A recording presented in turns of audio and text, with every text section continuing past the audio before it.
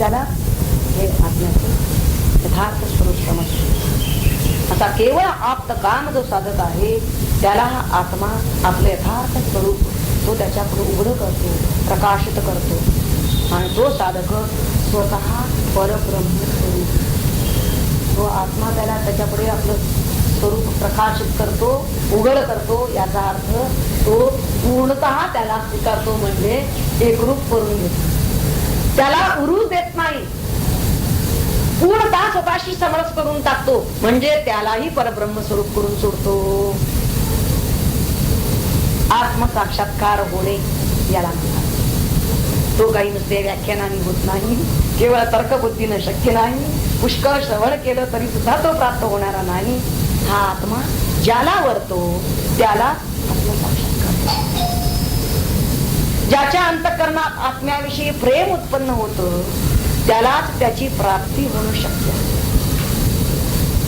आत्मा वरतो, वरणे हा विकार. वधू वराला वरतो किंवा वर वधूला वरतो. हा आत्मा त्याला वरतो याचा अर्थ ज्याच्या अंतःकरणात त्याच्याबद्दल तुला मगाशी म्हणलं आपण की ती वधू वराला वरते किंवा वर वधूला वरते. इथे या ठिकाणी वरणे हा भाग येतो. कुणाला वरणार?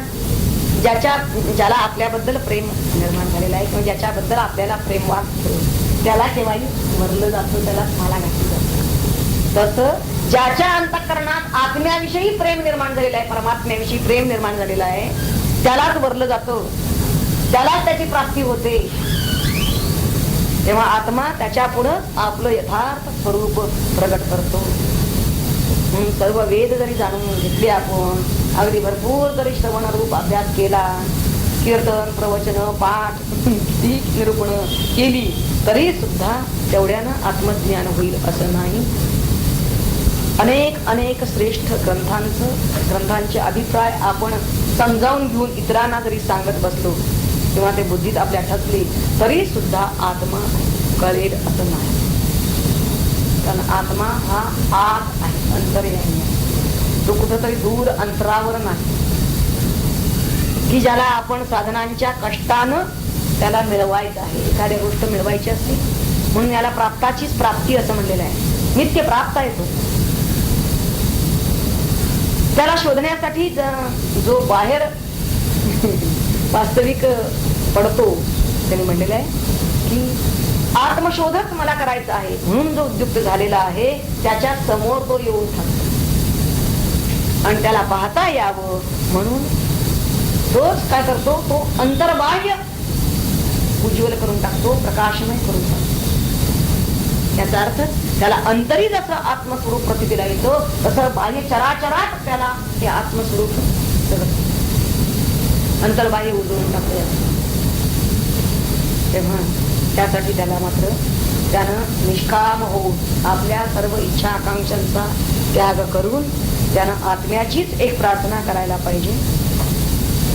आणि त्यानं आपण होऊनच तो आत्मा त्याला भेटायला येणार आहे, वरणार आहे असे दर्शनी सांगितलेलं आहे. या मार्गाचं आपण निष्ठेनं, कळकळीनं आणि सातत्याने, निष्ठा पाहिजे, श्रद्धा की तत्परता पाहिजे, त्याला तीव्रता पाहिजे, उत्कटता पाहिजे प्राप्तीची, आणि सातत्य पाहिजे. या तऱ्हेनं जर तो सतत पाठपुरावा करत राहील तर जो कळकळीनं अशी आत्मानुभूती करून घेऊ इच्छितो त्यालाच आत्मा वरतो, म्हणजे त्याला स्वयं स्पष्ट होतो, त्याच्या पुढे तो प्रकाशित होतो. वृ धातू घेतलेला आहे त्यांनी. वृ धातूचा एक अर्थ आहे पसंत करणे आणि दुसरा अर्थ आहे व्यापून टाकणे. म्हणून वृणुते म्हणजे अनावृत होते. आत्मा हा अत्यंत पवित्र आहे आणि निर्मल आहे आणि म्हणून त्याचं दर्शन घेण्यासाठी आपलं अंतःकरण सुद्धा अत्यंत पवित्र आणि निर्मल व्हायला पाहिजे. तीव्र बुद्धिमत्ता जरी असली किंवा खूप आपण विद्या संपन्न जरी असलो तरी सुद्धा निर्मल बुद्धी आपल्याजवळ असेलच असं नाही. काही वेळेला उलट असं दिसून येतं की वेदांताचा अभ्यास करणारी जी माणसं असतात तीच माणसं चित्तशुद्धीचं महत्व ओळखून वागत नाही. फारच थोडी माणसं आपलं अंतःकरण निर्मळ आणि पवित्र करण्यासाठी स्वतः प्रयत्नशील असतात. त्याचा अभ्यास स्वतः करतात. यात आपलं अंतःकरण चित्तशुद्ध होईल त्यासाठी मला काय करावं लागेल. तेव्हा निर्मल अंतःकरणामध्येच भगवंताच्या अस्तित्वाची आपल्याला स्पष्ट झाली. मला म्हणलं अहंस्फूर्तीचा प्रत्यय येईल. कुणाच्या अंतःकरणात हा येईल? इतर म्हणजे कुठं आहे तुम्ही सांगता की अहंस्फूर्ती आम्हाला तर काय त्याचं तो दिसलं नाही. बसलो आम्ही डोळ्यांतून बराच वेळ. ज्याचं अंतःकरण निर्मल आणि पवित्र आहे त्या अंतःकरणातच ही आत्म्याच्या भगवंताची त्याच्या अस्तित्वाची ही खूण तिथं प्रगट होणार. आणि अशा माणसावरच भगवंताची कृपा मग पुढे सहजगत्या व्हायला लागते. ज्याच्या अंतःकरणामध्ये प्रापंचिक वासना क्षीण व्हायला पाहिजेत. मात्र क्षीण झाल्यामुळे आधी काय होतं? प्रापंचिक वासना त्याच्या क्षीण व्हायला लागतात, कारण त्यांना त्याचं व्यर्थ जाणवतं. आणि नंतर मग भगवंताच्या दर्शनाची तळमळ कळकळ त्याच्या चित्तात निर्माण व्हायला लागते. आणि अशी झाली की मग त्याला एका भगवंता वाचून अन्य काही नको. हे टप्पे आहेत. आधी काय व्हायला पाहिजे? जो सतत त्या वाचनामध्येच आहे, सदैव प्रपंचामध्येच लिडबिडलेला आहे, त्याच्याने हे होणार नाही. जो ज्याच्या या वासना क्षीण आता बाद झाला, प्रपंच केला तेवढा पुष्कळ झाला. आता ह्या आत्म्याच्या शोधालाच नाही किंवा परमात्मा प्राप्तीसाठीच आता प्रयत्न करू असं ज्यानं पक्क ठरवलेलं आहे, असा जो आहे या भगवंता वाचून अन्य काहीही नको अशा माणसावरच भगवंत आपणहून कृपा करतात. तेव्हा भगवंत कृपा करतात म्हणजे काय? याचा अर्थ असा आहे की स्वतःच्या अस्तित्वाची त्याला स्पष्ट जाणीव करून देतात. कृपा करतात. त्या भगवंताच्या कृपेची पहिली खूण आहे. मी कुठं आहे? अहम आत्मा गुडाकेश सर्वभूताशयस्ता. मी सर्वभूत मात्रांच्या अंतर्यामी अहम रूपात आहे. हृदयशे अर्जुन तिष्ठति. अर्जुन पण न घेता मी पण जे मांडसुता उठी ते तत्वता तयाचे रूप. याच्यापेक्षा आणि किती स्पष्टपणे सांगणार भगवंत? मी नेमका कुठल्या रूपात असतो, कसं ओळखायचं, मला किती साकडं पडलेलं आहे. म्हणून भगवंतानी असं ठाई ठाई सांगून ठेवलेलं आहे. म्हणून समर्थांनी सांगितलं अहम आत्मा हे कधीच विसरू नका. मी अहम या रूपात आहे, पण ह्या अहमची स्पष्ट जाणीव कुणाला करून देतात?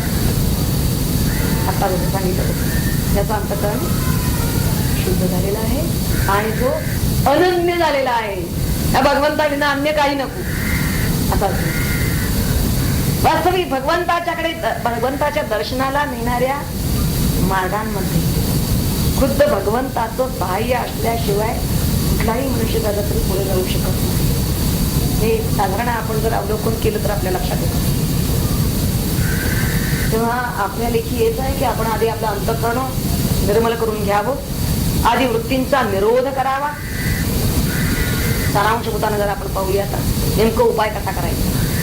अंतःकरण शुद्धी करा, अंतःकरण शुद्धी करा, पण म्हणजे काय? तर वृत्तींचा निरोध करा, म्हणजे ज्या बाह्य विषयांच्याकडे लागलेल्या आहेत वृत्ती त्यांना तिकडून हटवा. त्या बहिर्मुखतेला रोखा, अंतर्मुख करा. आता ही एकदा वृत्तींचा निरोध पचनी पडला, सतत त्यांना वळण लागलं या वृत्तीला, की मग अंतःकरणामधील आधी मल नाहीसा व्हायला लागतो. त्याचा पहिला टप्पा मल नाहीसा होतो. अंतःकरणात पाप विचार कल्पना उठतच नाही. इतकंच नव्हे, अंतःकरण शुद्ध झाल्याची एक उत्तम खूण आहे की त्याचा अहंकार क्षीण होऊ लागतो. प्रत्येक गोष्टीला जो तो मी लावत होता, आपण आता सगळं दिनचर्या आपली पाहिली तर मी अमुक वाजता उठलो, मी अमुक वाजता आंघोळ केली, मी अमुक वाजता झुलो. प्रत्येक पाठीमागे तिथं मी आहे त्याचा.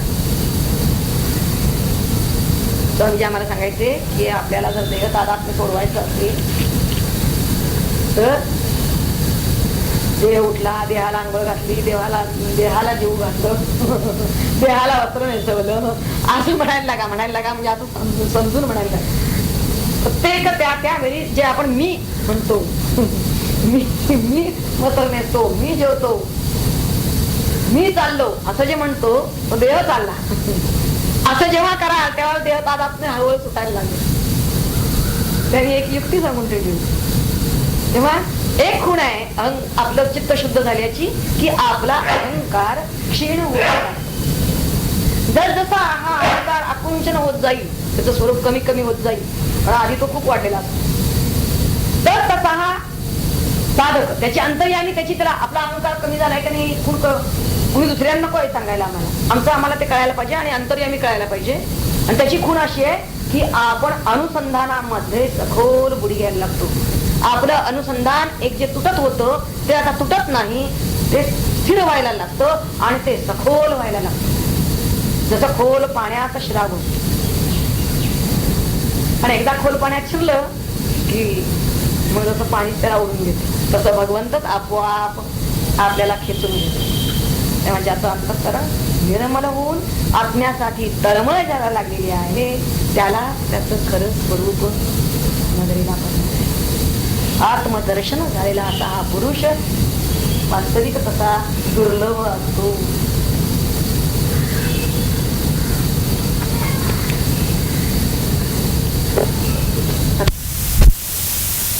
त्याच्यावर आत्म्याचे या स्वरूप जाणी सूक्ष्माचे अणुनी आणि आत्मा स्थूलपणी मोठ्याहून मोठा असेल.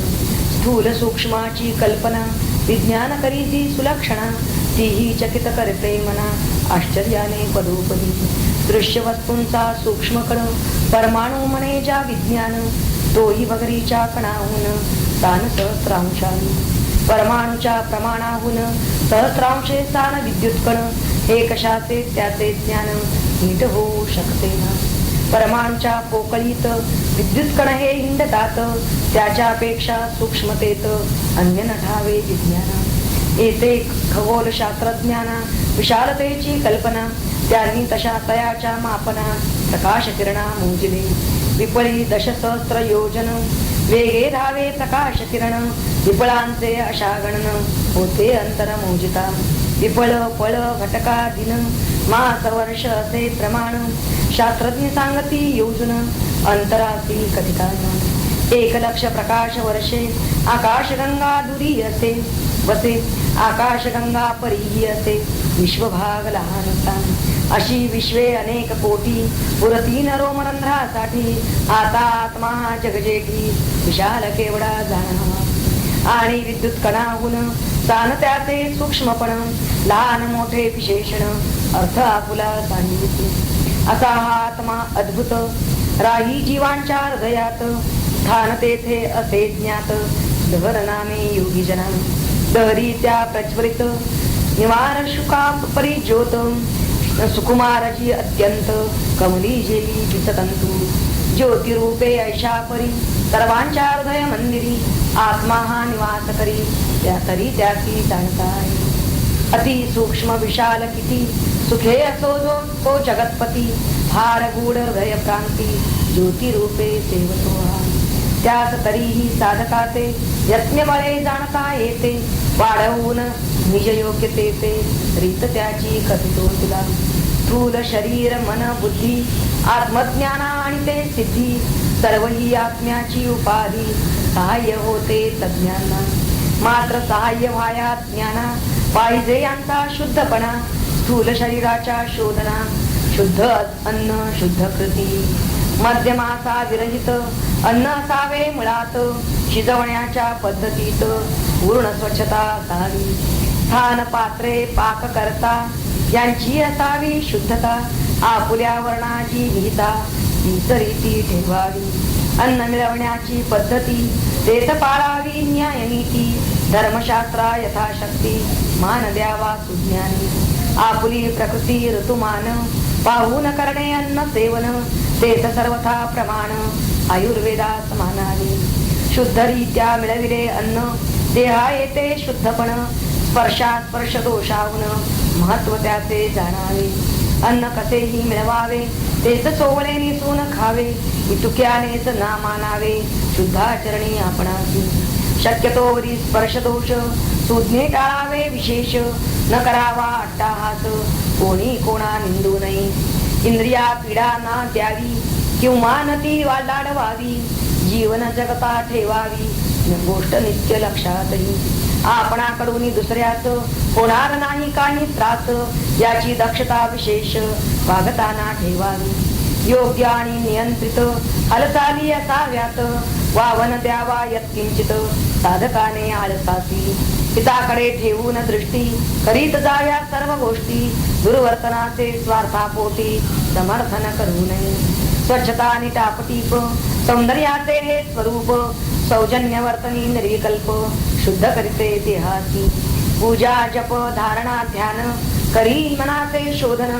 मिळे तुका वेळ पूर्ण कारण यांच्या लावावा प्रामाणिक दंभरहित असावे सदा वागण्यात नित्य ठेवावे नियंत्रित कामादी षड्विकारांना नाना परीचे विकार चित्ता करीती चंचल फार हृदयीचा अहंकार अधिष्ठान देईतया याचे भाया निरसन सद्ग्रंथांचे चिंतन ईश्वराचे भावे भजन फार येते उपयोगा सातत्याने यत्न करणे परोपकारी वागणे हीच होता ती साधने शुद्धतेची चित्ताच्या हिंसा द्वेष मद मत्सर कोणताही बलात्कार राहता यांच्या पासून दूर शुद्धता येते चित्ताची नवे नवे आकर्षण गरज मानणे करिता चैन हेच महत्वाचे कारण मनाच्या साऱ्या दोषांचे सदाचारणी संयम अवलंबिता भक्ती प्रेम मन पावतसे विश्राम शुद्ध होते स्वभावाने तरकट संशय नास्तिकता यांनी दूषित बुद्धिमत्ता तिला यावया शुद्धता दोष तिने हे टाळावे मनी असावी शास्त्र प्रतीती शास्त्र प्रीती उपहासावी न संस्कृती आदरे सज्जन संगती धरिता दोष पळती निश्चयाने अशा रीती वागल्यासी हो शुद्ध होती शरीर मन आणि मती धातु प्रसाद म्हणती या धातु प्रसादे करून कळते आत्म्याचे महिमान मात्र असावे सावधान निष्काम वृत्ती ठेवावी करावी ध्येयाची निश्चिती सतत यत्नी असो प्रीती बरी न येऊ द्यावी चित्ती कधी फळाची अभिलाषा फळाविषयी असता काम प्रयत्नांचे सुटे प्रेम वाटे केले किती श्रम तरी लाभ काही नसे या योगाने साधने विषयी उगे होते मन संशयी साधकांच्या तेने हृदयी अश्रद्धा की बळावते या सव निष्काम होऊन करावे दर्शन श्रवण ध्यान तेव्हा प्रगटे आत्मज्ञान शुद्ध चित्ती साधकाच्या आत्मज्ञान प्रगटता कळून येते स्वरूपता पूर्ण लाभे प्रसन्नता तोच मी या विश्वासे महात्मा होत तो साधक तेने सहज शोक आत्मा निर्विकार निष्कलंक दोषाकांनी वावनते आत्मज्ञान भावयासी अधिकार लागतो विशेषी हे मी जे कथले तुझसी कारण त्यांचे काही नसे वरवर बघता दिसून येई धर्म विरुद्ध आज्ञा ठाई नेम एक ना वदवे काही नित्या नित्य स्थिती नती अतिविशाल ज्याचा व्याप तेथे दिसते हे स्वरूप धर्माधर्म पुण्य पाप लोक समाजी दिसे जेवी हिमालयाच्या परिसरी पाताळगामी असते दरी शिखर पाहू जाता तरी मान मोडे प्रेक्षकाची कोठे दिव्य रमणीयता कोठे भीषण उग्रता पिडा देती जाता येता चढवता रखडेपणे कोठे अन्नशी कंदमुळे कुठे विषारी असती फळे प्राण वाचती ज्यांच्या बळे कोठे ऐशा औषधी कोठे वाघाची गर्जना कोठे ससा गोजिरवाना कोठे तहान कंठी प्राणा आणि कोठे सुधा जल क्रोधाने ऐशापरी आत्मा दुर्ज्ञेय होतो भारी म्हणून लागतो अधिकारी आज्ञाती या जाणावया शास्त्र सांगे आत्मा स्थिर अंतर्यामी खरोखर परी पळून गेला दूर वाटे ऐसे कामुकासी हृदय रूपी गुहेत आत्मा असे हा निद्रिस्त असे कधी सांगतात योगी जन साधकासी निद्रित म्हणता वाटेल यात ती गवसेल परंतु तयाने सलील जणू मांडिला लपंडाव जेथे जेथे आहे म्हणता तेथे तेथे शोधू जाता सापडे न तो कामासक्ता तीर्थी क्षेत्री मूर्तीतवा असोनी आत्मा निरहंकारी उपेक्षी मदोन्मत्ता परी असताही हा निर्विकारी सुखी दुःखी वाटे सदा उपाधीचा हा प्रताप हीच आणि हा संताप उपाधीचा सरता शाप एकता आहे प्रत्ययाची माझ्यासारखा अधिकारी जाणतो या सर्वतोपरी तपस्येच्या बळावरी प्राप्त झाली योग्यता ज्या वस्तुस्थितीचे निदर्शक बोलणे मम हे निशंक अहंकाराचे प्रतीक नचिकेत्या त्या मानू नको कामासक्ती सारून दुरी ध्यान साधनी अत्यादरी यज्ञ केले निर्धारी भाग्य तेने लाभले ते तुझ्या लक्षात यावे म्हणून हे बोललो बरवे काय आणिक मिळवू नवे प्रौढी ऐशी मिळवून कशानेही मर्यादित व्यापक आत्मा नाही होत गवसणी आकाशाप्रत घालावया येना कधी सीमित आकाराच्या मुळे ओळखाया येते सगळे पाहिले वा मत समजले त्याच योगे म्हणता येईल परी कसली ही मर्यादा आत्म्यात या कधे नसे कदा अनंत अव्यय याच्या त्याच्या पदा योग्य तोचीच आणू शके आत्म्यात नाही शरीर नसे कोणता आकार तरी सर्व चराचर नांदते त्याच्या सत्तेने कृमी कीटक अथवा देव पशु पक्षी वा गंधर्व तृणवेली वा मानव यांची सारी शरीरे ती सर्व अनित्य विकारी तरी त्यांच्या भीतरी नित्य आत्मा निर्विकारी नांदे किती आश्चर्य परी खरे जे धीर पुरुष निग्रही विषयी उदास ते हृदयीच्या विवेकास जागे सर्वत्र ठेविती विविधतेने वा विरोधाने चळतात ना त्यांची मने उरळवरच्या रंगाने त्यांना कधी पडते ना ते आत्म्याची व्यापकता कशी जाणती महत्ता भोगिती ते स्वरूपता आपुल्या ही हृदयीती तेने शोक मोहाप्रती स्थान नुरते निश्चिती शोभती ते आनंदमूर्ती प्रसन्नतेच्या सिंहासनी लाभवाया आत्म्याचा पुरेशी ना केवळ वाचा केवळ्या ही विद्वत्तेचा सुखे निरो तोराती व्याख्यान वा प्रवचन करी थोडे स्पष्टीकरण कधी शंकांचे निरसन कधी ओळखी करून दे अध्ययन करिता ग्रंथाचे प्रमाण वाढे विद्वत्तेचे परी आत्म्याच्या जवळिकेचे साधन होत नाही ते वक्ता पंडित असो किती वाणी रसाळ असो अति परी द्यावया अनुभूती समर्थनापी आत्म्याची श्रवण केले जन्मभरी ग्रंथ वाचले बहुता परी नाचती वचने जिभेवरी तरी कामा येती नती लागे एरंडाचे गुऱ्हाळ गोड रसना मिळे न गुळ स्थिती तशी असे सकळ विद्वत्तेची प्रवचनाची शून्यास म्हणती भोपळा तो नविणेच्या कामाला वा तो बांधून पाठीला नदी तराया येते ना कोडून औषधाची पत्रके पितान जाती रोगनिके तराणा गाताही कौतुके नसे संबंध अर्थाशी तसे नुसते शब्द ज्ञान केवळ वाचारंभण आत्मसाक्षात्काराहून कोसो दूर राहिते तशीच केवळ बुद्धिमत्ता श्रद्धा भाव विरहिता आत्मलाभ होण्याकरिता हित नाही उपयोगा चैतन्य नुरे कुडीत नसे वसे न मूर्ती मंदिरात सुखानुना नोके प्रत नसल्या परी असून तीक्ष्ण शस्त्राची न शोभे धार कुशलाती नसेल तर तसे बुद्धीचे हत्यार स्वाधीन नसता श्रद्धेच्या कर्कटाची होते माता न अशी नुसती बुद्धिमत्ता व्याकुळ मात्र करीते चित्ता संशयाने अशांतीने पूजा पाठव्रते केली ही साधने अवलंबिली कास धरून ठेविली योगाची वा तपस्येची आता मदसी आत्मज्ञान झालेच पाहिजे हा विमान साधक निग्रही असून जात नाही सिद्धीची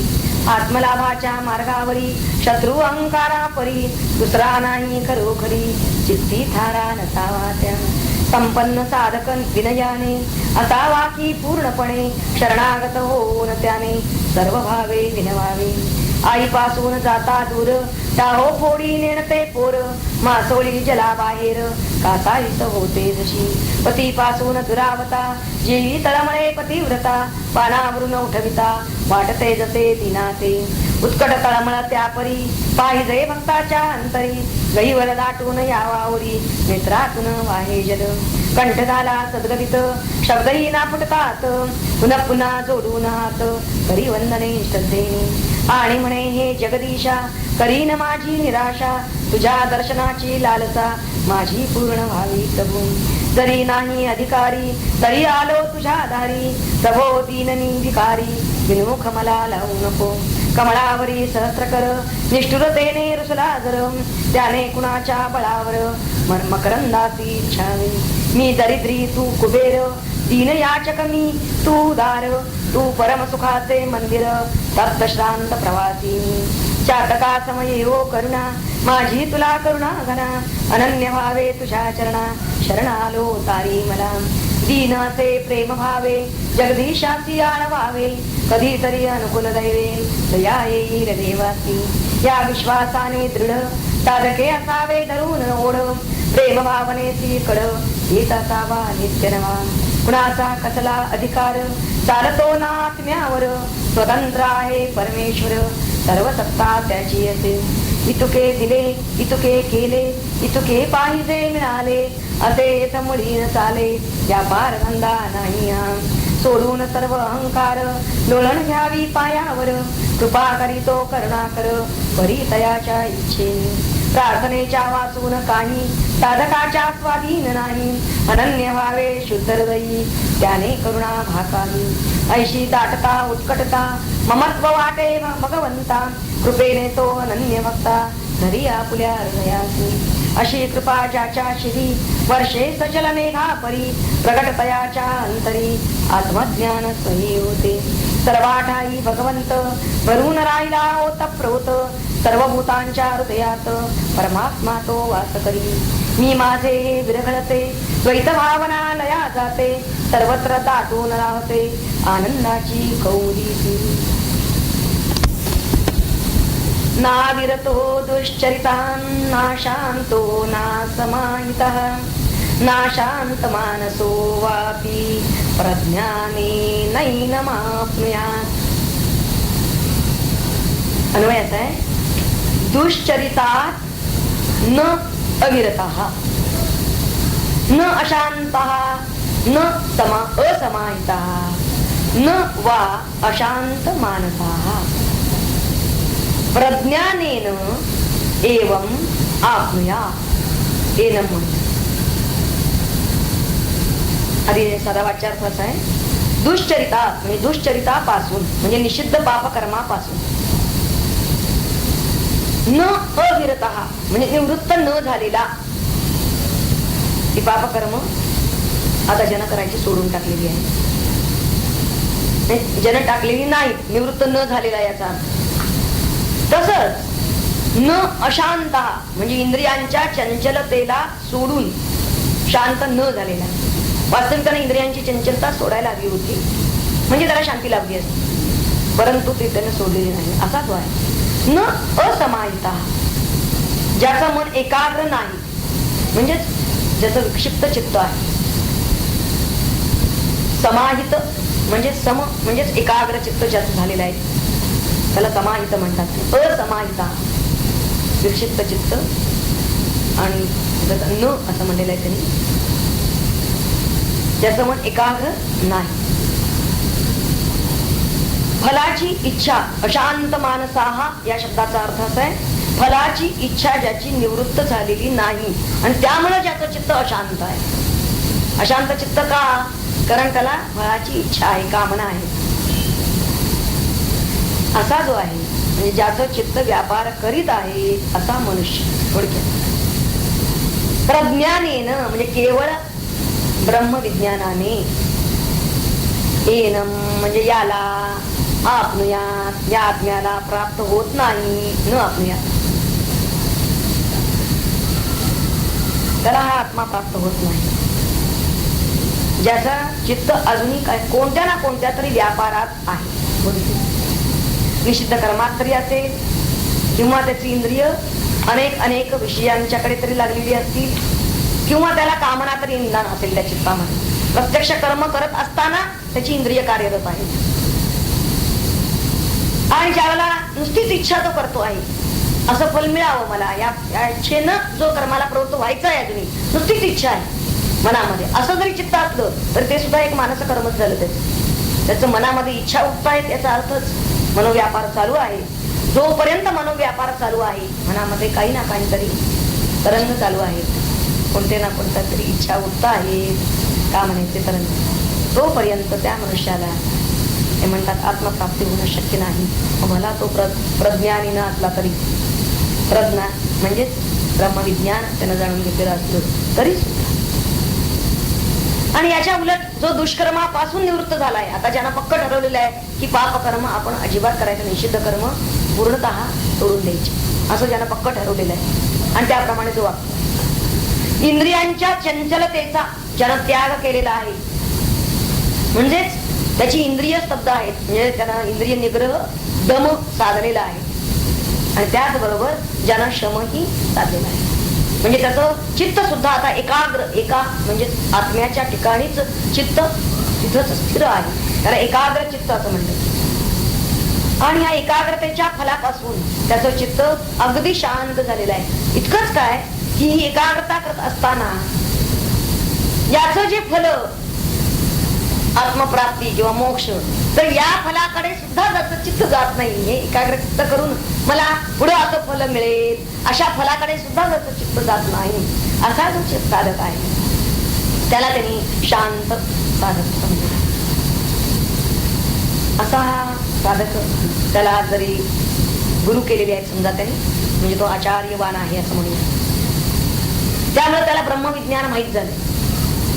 पण असं ब्रह्मविज्ञान करून घेऊन म्हणजे आधी त्याची पात्रता काय काय पाहिजे, तो दुष्चरित असता कामा नाही, तो अशांत असता कामा नाही, तो असमाहित असता कामा नाही, आणि त्याचं मन हे त्यांनी सांगितलंय की अत्यंत स्थिर, अशांत याचा अर्थ निष्काम असं त्याचं चित्त पाहिजे. असा जो असेल त्या साधकानं गुरुच्या द्वारे ब्रह्म जाणून घेतलं पाहिजे. ब्रह्मविज्ञान म्हणजे गुरूंच्या द्वारा त्याची प्रज्ञा उदित झाली पाहिजे. गुरु त्याला जो बोध करतात त्या बोधांनी त्याची प्रज्ञा विकसित होते, म्हणजे त्याच्या ठिकाणची बुद्धी, सूक्ष्म बुद्धी जिला म्हणलेली आहे की जी फक्त आत्म्याचंच ग्रहण करू शकते, अशी बुद्धी, एकाग्र बुद्धी. तर अशी प्रज्ञा, त्या प्रज्ञाने मग येणं आपल्यात, मग त्याला ते प्राप्त होईल. पण तोपर्यंत त्याला होणार नाही. म्हणजे हे सगळे व्यापार जर असतील आणि नुसतं गुरु आहेत आणि अर्थात त्याची प्रज्ञा विकसित होणार नाही. गुरु आहेत परंतु प्रज्ञा पर्यंत टप्प्याला तो जाणार नाही. तेव्हा जो असा नाही तो या आत्म्याला कसं जाणणार, असा प्रश्न विचारलेला आहे. निषिद्ध कर्म त्यांनी सांगितले जाते, श्रुती स्मृती शास्त्र आम्ही जी सांगितले निषिद्ध म्हणून, त्या सगळ्या गोष्टींचा ज्यानं त्याग केलेला नाही असा या आत्म्याला जाणू शकणार नाही. म्हणजे तो त्याच्या पात्रतेचा नाही, त्याची पात्रता काय कशी कशी पाहिजे हे त्यांना आधी सांगायचं. तशीच त्यांना काय केलं पाहिजे, तसे आचरणामध्ये जसे निषिद्ध कर्म पूर्णता सोडली पाहिजे, तसं आपल्या इंद्रियांची चंचलता सुद्धा त्यानं कमी कमी करत करत इंद्रिय स्तब्ध ठेवली पाहिजे, स्थिर त्या इंद्रियांना राहायला पाहिजे. इंद्रिय सुद्धा या परमात्म्याशीच जोडून ठेवून त्यांना चंचल केव्हा होतात, तर विषयांच्याकडे जेव्हा ती लागतात त्यावेळी चंचल हे चित्त म्हणजे पात्र विद्यार्थ्यांनाच हे करतात म्हणजे प्रज्ञा वाढावी किंवा ज्ञान. गुरु आधी तुम्हाला बोध देतील, म्हणजे देतच नाहीत असं नाही, करुणेनं देतील, आधी ते देतील काही तुम्हाला. पण जरी दिलं ना तरी सुद्धा त्याचे जे पुढचे टप्पे येतात, प्रज्ञा विकसित झाल्याशिवाय त्याला ते कळणार नाही. म्हणजे आता तुम्हाला समजा सोहम सांगितलंय, तो मी आहे, हा बोध केला गुरुनी, पण हा बोध केला तर तो त्याला बोध कळणार नाही. तो बोध त्याच्या बुद्धीला, त्याचा बोध होणं म्हणजे त्याचा प्रत्यक्ष त्यांना अनुभव घेणं, तो सहा म्हणजे कोण आणि यातला मी जो म्हणलेला आहे त्याचा स्वरूप नेमका काय हे त्याला आकलन होणार नाही. म्हणजे त्याचं फक्त ते आधीच्या प्राथमिक स्थितीवरच ते साधन जाईल. अंतरंग भाग जो त्यातला आहे, आतला गाभा ज्याला आशय म्हणला जातो, त्या आशयाला तो स्पर्श करू शकणार नाही त्याची बुद्धी, कारण ते स्पर्श करण्याचं सामर्थ्य फक्त प्रज्ञेत आहे. आणि ही प्रज्ञा जोपर्यंत त्याची फुलत नाही का त्याची विकसित होत नाही, कारण त्याची बुद्धी आधी शुद्ध नाही, त्याची बुद्धी नंतर स्थिर नाही, आणि मग त्याची बुद्धी सूक्ष्म होत नाही.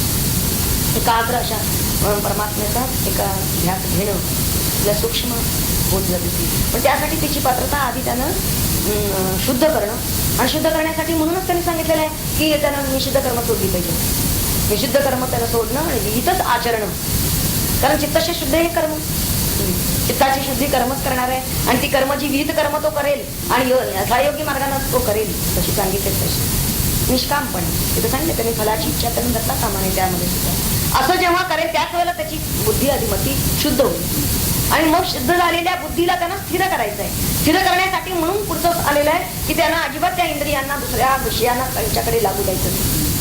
जगामध्ये अनंत विषय आहेत, म्हणजे शब्दस्पर्श रूपरसगंध हे विषय तर आहेतच, पण एखादा म्हणतो की नाही मला संगीताची आवड आहे. आता संगीताची आवड आहे असा म्हणणारा जो आहे तो संगीतामध्ये त्या आपल्या सर्व इंद्रियांना आपल्या प्राण मन सगळं तो लावतोय संगीतामध्ये समजा. आता त्यामध्ये तो निष्णात होईल, परंतु त्यानं आपली सर्व मनबुद्धी जर त्यामध्ये लावलेली असेल तर त्यामध्ये त्यानं प्रावीण्य मिळवलं.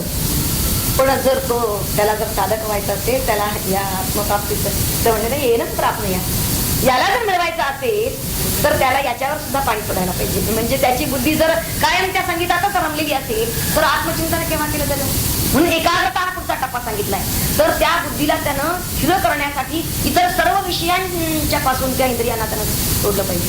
कोणताही विषय आणखी इंद्रिय यांचं जर संबंध जर असेल, इंद्रिय जर त्या बाह्य विषयांच्याकडे जर जोडलेली असतील, त्याशी जर योग साधत असतील तर त्याला त्या परब्रह्म परमात्म्याशी योग साधता येईल. आधी इंद्रियांचं शमन सांगितलंय आणि मग मनाचं शमन, आणि मग ही बुद्धी आपोआप ती एकाग्र व्हायला लागते. त्याशिवाय ती होतच नाही बुद्धी एकाग्र. जोपर्यंत बाहेर त्याच्या बुद्धीमध्ये जोपर्यंत बाहेरचे विषय आहेत, बाहेरचे पुस्तक नव्हे तर आतील सुद्धा अंतर्यामी सुद्धा त्याच्याविषयी जर काही असतील तर तो एखादा विचार सुद्धा त्याला त्या ठिकाणी अडचण ठरतो, आणि मग त्याचं ध्यानाला बसता तर त्याचं चित्त एकाग्र होत नाही, त्याची बुद्धी एकाग्र होत नाही.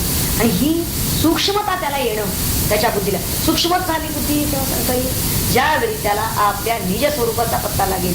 म्हणजे आपलं मूळ अहम स्मरण, आपलं विशुद्ध स्वरूप परमात्म्याने सांगितलेलं आहे की अहम मी तुझ्या हृदयामध्ये अहम या मूळ शुद्ध स्वरूपामध्ये मूळ जाणीवेच्या स्वरूपात आहे. ही जी जाणीव आपलं आत्मभान की जे कशालाही लागलेलं नाही, कोणत्याही बाह्य विषयाला लागलेलं नाही, अशी आपली जाणीव मी आहे ही जाणीव हे आत्मभान अत्यंत विशुद्ध स्वरूपात निर्लेप रूपात. पण याचं भान आणि ते सततच ही जाणीव आपल्या ठिकाणी अंतरी स्फूर्ती आहे. पण या स्फुरणाचा त्याला पत्ताच लागत नाही.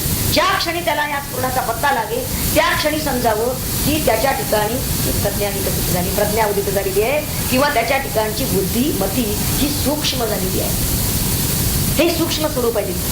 आणि एकदा ती अशी सूक्ष्म झाली की या प्रज्ञानेनं तो काय करेल, एनम प्राप्नुयात. कारण आता दुसरं काही व्याप त्याला राहिलाच नाही. आता काय करणार आहे तो?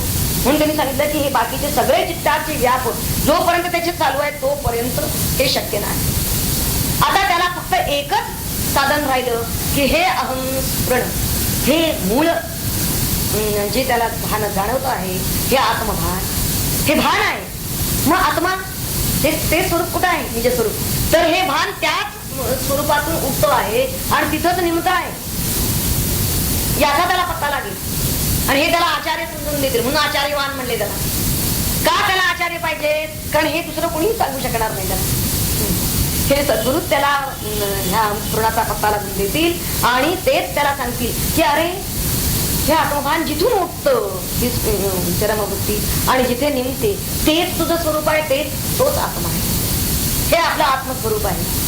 आणि ते सांगतात की पण यासाठी त्याची तयारी काय काय पाहिजे बघ, हेच या मंत्रामध्ये सांगितलेलं आहे तुम्ही की त्याचं योगानं जरी तो एकाग्र चित्त जरी झाला तरी सुद्धा कदाचित मला समाधीचा अनुभव मिळावा अशी सुद्धा एक इच्छा त्याच्या मनामध्ये सुप्त असण्याची शक्यता आहे.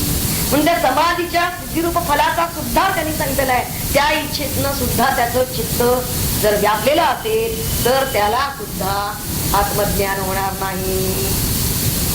म्हणून प्रज्ञानेनं असं जे म्हणलेलं आहे इथं, प्रज्ञानेनं या शब्दामध्ये गृहीत आहे की गुरु आणि त्या गुरु आणि ईश्वर यांच्या कृपेने, कारण आधी ईशकृपा आहे आणि त्याचबरोबर नंतर गुरुकृपा आहे.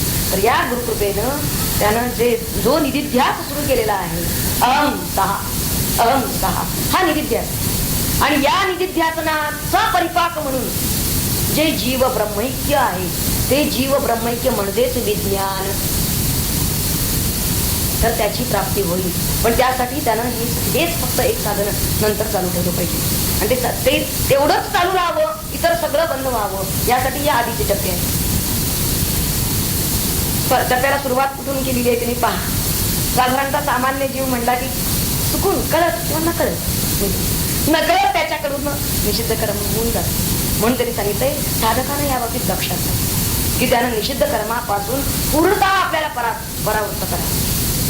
नंतर त्यानं इंद्रियांची आणि विषयांची ही जी सतत इंद्रिय विषयांच्याकडे धावतात ही त्यांची जी प्रवणता आहे ही धाव त्यानं तिथं निरोध करायला पाहिजे. ही धाव त्यांना आटोक्यात आणली पाहिजे. आधी संयम केला पाहिजे आणि नंतर पूर्णतः निवृत्त व्हायला पाहिजे. आणि असं होऊन मग जो आत्मप्रवणत झाला म्हणजे अंतर्मुख झाला, असा जो अंतर्मुख झालेला आहे आता त्याचं अंतःकरण अत्यंत समाहित आहे. केवळ अंतर्मुख होऊनच तो ध्यानाला बसलेला आहे. आता त्याला बाह्य विषयांशी काहीही संबंध नाही. असा जो आहे तो स्थिर चित्त झालेला आहे. पण अंतरी सुद्धा त्याच्या चित्तात काहीही कामना जर नसेल की या साधनेचं सुद्धा काही फल म्हणून मला मिळावं अशी सुद्धा त्याची जर इच्छा नसेल तर आता निष्काम चित्त झालेला जो आहे आणि जो गुरूंनी सांगितलेलं थोडं अंतरंग साधनच फक्त करतो असा जो निज ध्यास घेतलेला जो आहे त्याला साक्षात्कार निमस्त होईल अशी आम्ही यात दिलेली आहे. आणि याशिवाय ते म्हणतात अन्य उपाय नाही. आता मागच्या मंत्रामध्ये त्यांनी ज्यांना आत्मा प्राप्त होत नाही त्यांची बाह्य लक्षणं सांगितली. कुठली? नायम आत्मा प्रवचनेन लभ्या वगैरे ती बाह्य लक्षणं सांगितली. या मंत्रामध्ये मात्र ते आता अंतरंग लक्षणं आपल्याला सांगून जात आहेत. थोडक्यात सांगायचं त्यांना म्हणजे की ज्यांचे हात कुकर्म करण्यामध्ये रमलेले नाही, ज्यांचे पाय व्यसनाकडे वळत नाही, ज्यांची वाणी आश्लाघ्य बडबड करत नाही, ज्यांचे जिव्हालौक्य हे अनावरण आहे किंवा त्याला आवड आहे तेवढं प्राण धरणे पुरतच ते घेतात. ज्यांची दृष्टी सर्व कामिनी कांचनाकडे तिकडे वळत नाही आणि असे जे असतील त्यांच्या ठिकाणी आत्मप्राप्तीचा अनुभव आहे. त्यांना शक्य आहे. ज्यांच्या चित्तामध्ये सदैव अनावड अशा कामना वाटत आहे त्यांचं चित्त अशांतच राहतं. आणि अशा अशांत चित्तामध्ये एकाग्रता संभवत नाही. चित्त अशांत कशाने जरी झालं, एखादा विचार येऊन जरी अशांत झालं तरी सुद्धा एकाग्रता ढळली. आणि एकाग्रता ढळली तर ते म्हणतात की त्याला समर्थता शक्य होईल. शेवटी काय व्हायचंय त्याला? समर्थ व्हायचंय, आपल्या स्वरूपाशी एकरूप व्हायचंय. आणि समर्थता तेव्हाच होईल चित्त एकाग्रता पराकोटीला जायला पाहिजे की त्याला मी चित्त एकाग्र करून बसलो आहे, मी त्या महाचं ध्यान करतो आहे, ही सुद्धा जाणीव राहता कामा नये. कारण अहम सहा असं करत असताना अंतरंग साधनेमध्ये असं होतं की तो अहम या वृत्तीकडून त्या स्वरूपाकडे चित्तेकडे जातो, अधिष्ठानाकडे जातो. ते त्याचं असं व्हायला पाहिजे की सत्तेतूनच तो उठला पाहिजे आणि सत्तेत विमाना म्हणजे त्याचा साक्षी भावानं तो असला पाहिजे. साधनेमध्ये सुद्धा हा अत्यंत वरचा टप्पा येतो की तो साक्षी भावात राहतो. आणि असा साक्षी भावात जेव्हा राहतो तिथं तो ध्याता नाही तर साक्षी आहे. आणि असा साक्षी भावात जेव्हा सदैव राहायला लागतो त्यावेळी समर्थता केव्हा होऊन गेली हे त्यालाही कळलेलं नाही. तेव्हा बहुश्रुतता किती जरी असली, प्रगाढ पांडित्य किती असलं तर ते म्हणतात की आत्मज्ञानाच्या दृष्टीनं ते निष्प्रभ आहे असं तरी मागच्या आपल्याला मंत्रात सांगितलं. आणि या मंत्रामध्ये ते आपल्याला सुरुवातीपासूनच सांगतात की सदाचरण हा आधी परमार्थाचा पहिली पाहिजे. त्यानंतर साधकानं आधी आपण पापकर्मापासून निवृत्त व्हावं, अधर्मापासून परावृत्त व्हावं आणि मग इंद्रिय दमन साधावं. ज्याला इंद्रियावर जय मिळवलेला नाही त्याचं चित्त एकाग्र होऊ शकत नाही. चित्त एकाग्रता साधल्याशिवाय आत्मलाभ घडत नाही. आणि या चित्तामधून अन्य कामना एक परमात्मा प्राप्तीशिवाय अन्य कामना इतकंच काय या परमात्मा प्राप्तीच्या कामनेचं फल सुद्धा सर्व कामनांचं फल इतकंच नाही तर परमात्मा प्राप्ती हे फल असं जर ठेवून जर तो करत असेल तर तो ध्याता याच भूमिकेत राहील. सदैव ध्याता ही भूमिका त्याला जर त्यातूनही समरसतेकडे वळायचं असेल तर ते फल सुद्धा त्यावर ही दृष्टी न ठेवता जो साधना करतात ते म्हणजे साधना असं त्याचं राहतच नाही तर परमात्म्याशी पूर्ण एकरूप होण्याच्या दृष्टीने त्याची जी वाटचाल चालू आहे खरी चित्त एकाग्रता यालाच म्हणलेलं आहे ना. अशी ज्याला साधली त्याला आत्मलाभ दूर नाही असं या मंत्रामध्ये आपल्याला दिलं आहे. पुढचा 25वा मंत्र असा आहे, यस्य ब्रह्मच क्षत्रांच उभे भवतोदनः मृत्युर्यस्योपसेचनं तो यथा वेदयत्र सः. अन्वयादी पाहूया. यस्य ब्रह्मच क्षत्रंच उभे ओदनः भवतः मृत्युः यस्य उपसेचनं का इत्था वेद यत्र सः. अर्थ बघूया आधी वाचार्थ. यस्य म्हणजे ज्या आत्म्याचा ब्रह्म म्हणजे सर्व धर्मांचं धारण करणारे ब्राह्मण च आणि क्षत्रम सर्वांचं रक्षण करणारे क्षत्रिय असे हे दोघे उभे दोघेही हे त्याचे काय आहेत ज्याचे ओदनः भवतः त्याचे हे खाण्याचे पदार्थ. ओदन म्हणजे भात. जसं ताटामध्ये आपण जेवायला बसतो त्यावेळी भात हे खाण्याचा मुख्य अन्न म्हणूया त्यांचं. तर दोघांचाही खाण्याचा पदार्थ म्हणजे हा भात होतो. हे ब्राह्मण आणि क्षत्रिय हे ज्याचे भात आहेत व खाण्याचे पदार्थ आहेत. आणि मृत्यू म्हणजे मृत्यू सर्वांचं हरण करणारा मृत्यू हा ज्याचं यस्य उपसेचन हा ज्याचं कालवण आहे तोंडी लावणं आहे. ज्या ओदनाचं नुसतं तोंडी लावणं किंवा ज्याला आपण कालवण म्हणतो जसं काय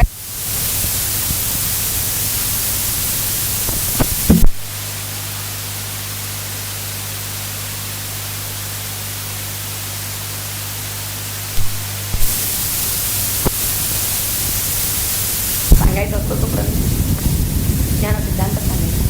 परंतु काही वेळेला अशा परिस्थिती दृष्टांत थोडक्यात येतात. तर इथं त्यांचा अभिप्राय काय आहे म्हणण्याचा तो आपल्या लक्षात यायला पाहिजे. जो त्याचं अन्नही होण्याला पुरेसा नाही त्या आत्म्याला पुढे तरी म्हणले का इच्छा वेद यत्र सा. कोण याला अशा प्रकारे जाणणार आहे. इच्छा अशा प्रकारे वेद म्हणजे जाणणे. यत्र या ठिकाणी कोण याला जाणू शकणार आहे बरं.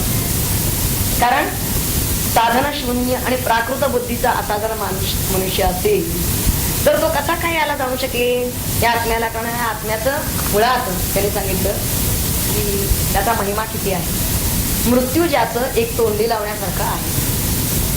आणि हे क्षत्रिय आणि ब्राह्मण म्हणजे त्यांनी म्हणलेलं आहे की सर्व धर्म अगदी व्यवस्थित पालन करणारे किंबहुना धर्माचंच रक्षण करणारे असे जे ब्राह्मण आहेत आणि जे क्षत्रिय आहेत. तर या दोघांना यानं काय केलेलं आहे हा यांचा घास बनलेला आहे. पहा त्यांना नेमकं काय म्हणायचंय याचा महिमा कसा सांगायचा आहे तो पाहूया. याचा महिमा असा आहे की विश्वाचा संहार करणारा असा हा आत्मा आणि त्या आत्म्याच्या महिमानं युक्त असणारा वास्तविक हा आत्मा आपल्याही अंतर्यामी आहे. पण या परमात्म्याला आपण कसं काय जाणू शकणार का.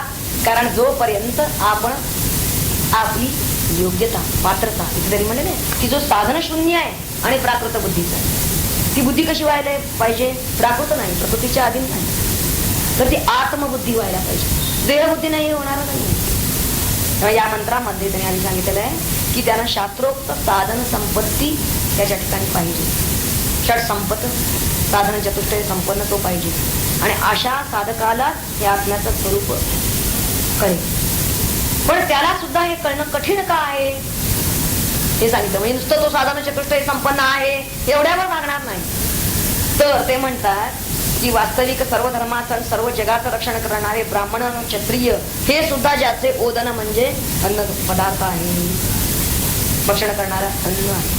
आणि सर्व संहारक सर्व भक्षक असा मृत्यू सुद्धा ज्याचं उपसर्जन म्हणजे तोंडी लावणं आहे असा हा परमात्मा.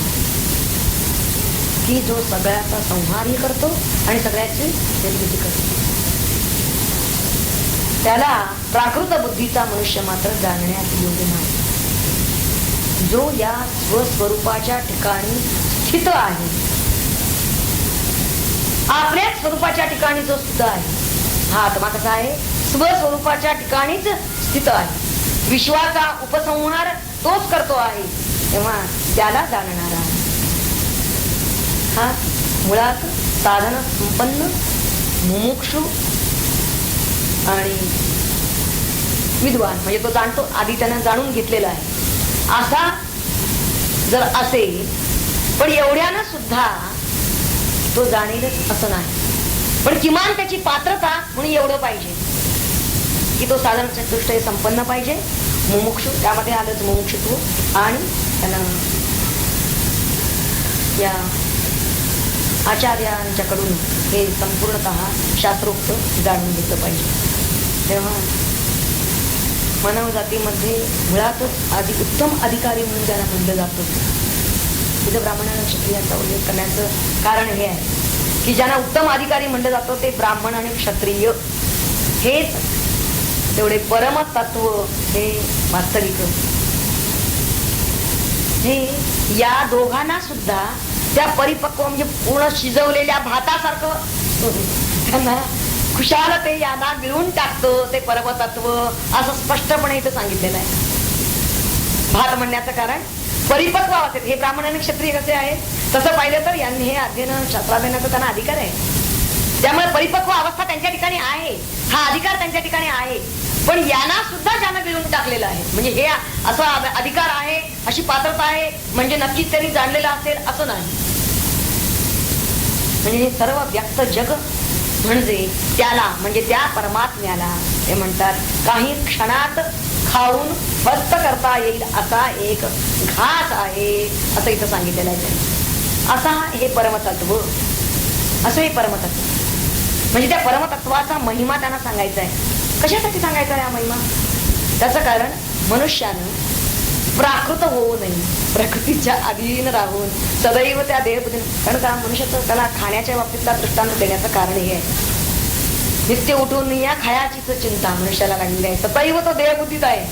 आणि ही देहबुद्धी त्याची नष्ट करण्यासाठी म्हणून त्यांनी हे सांगितलंय की अरे जे सदैव चिंतन आत्मचिंतनात घडलेले आहेत असे ब्राह्मण, आणि धर्मरक्षणासाठीच ज्यांनी शस्त्र हाती धारण केलेलं आहे, त्यासाठी आपल्या देहाची तमा जे बाळगत नाहीत, परवा करीत नाहीत, असे जे क्षत्रिय आहेत.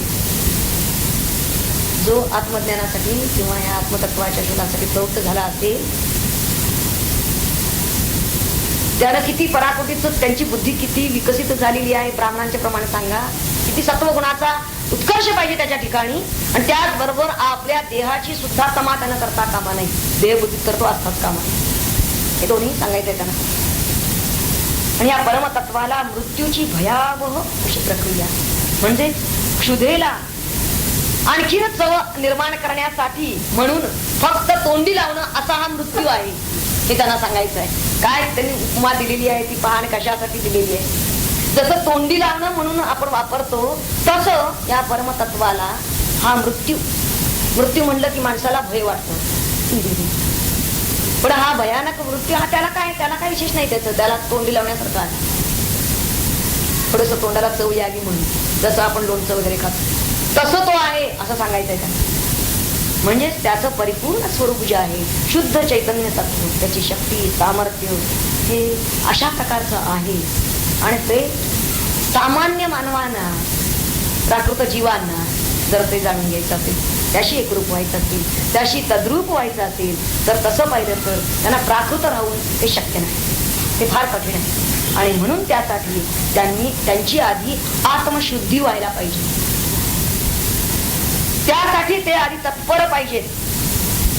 म्हणून हे आधीचे ब्राह्मण आणि क्षत्रिय त्यासाठी त्यांनी पात्रतेसाठी घेतलेले आहेत. आत्मज्ञानाला त्यांनी ते सांगतात की अधिष्ठान स्वरूप असणारा जो सत्वगुण तो ब्राह्मणाजवळ आहे.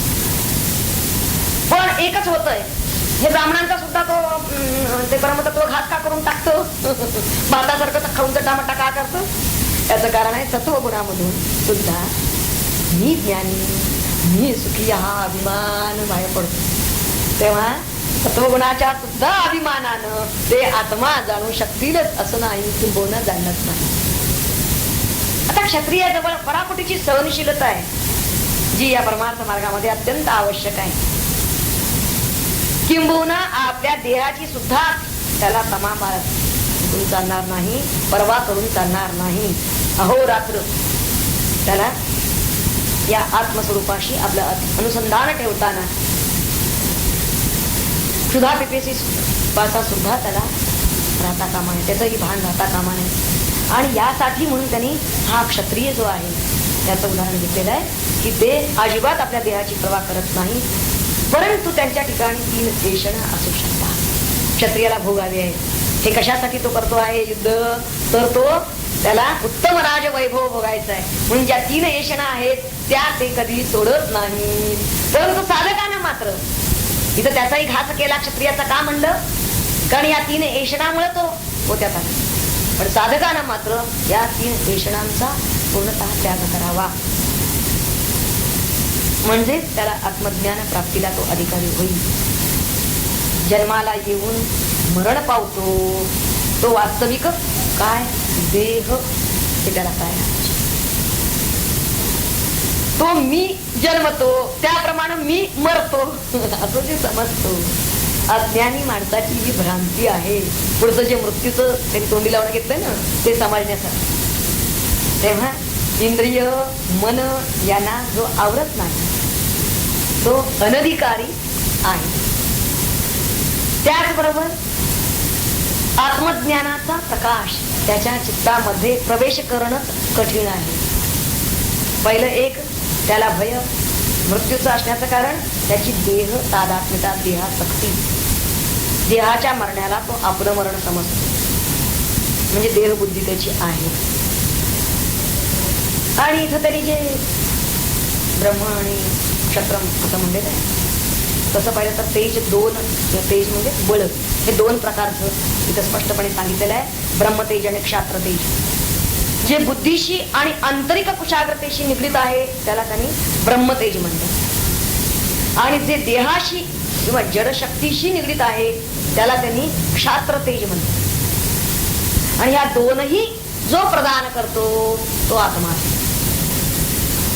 तेव्हा देहातून बाहेर पडताना हा आत्माच हे बळ घेऊन जात असतो, आणि यालाच मृत्यू म्हणतात.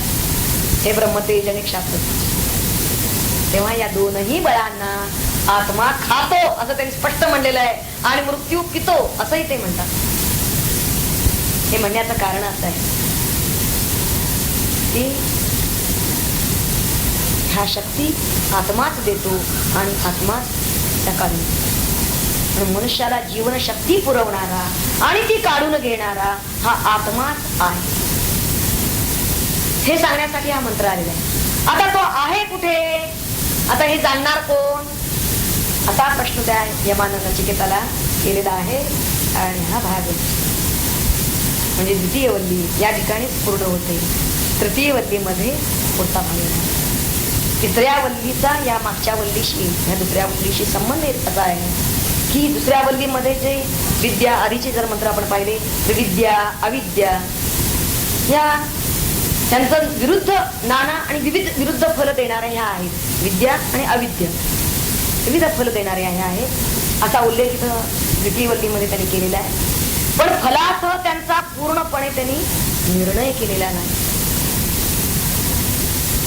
नेमकं काय फल हे सांगितलेलं नाही, आणि त्यांचं नेमकं फल काय हा निश्चय करण्यासाठी, म्हणजे हा निर्णय सांगण्यासाठी, सफल निर्णय करण्यासाठी या तिसऱ्या वल्लीमध्ये त्यांनी जी प्रसिद्ध रथाची उपमा दिलेली आहे, रथाची कल्पना ती या तिसऱ्या वल्लीमध्ये येते, आणि या कल्पनेनं आत्मज्ञान आपल्याला कळायला सोपं जातं.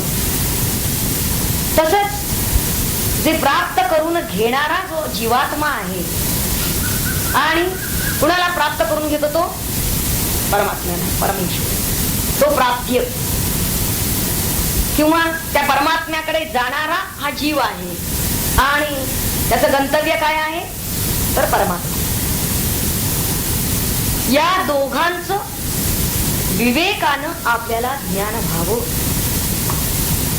म्हणजे यांचं ज्ञान होण्यासाठी विवेक आवश्यक आहे. तो विवेक या तिसऱ्या वल्लीमध्ये त्यांनी सांगितलेला आहे.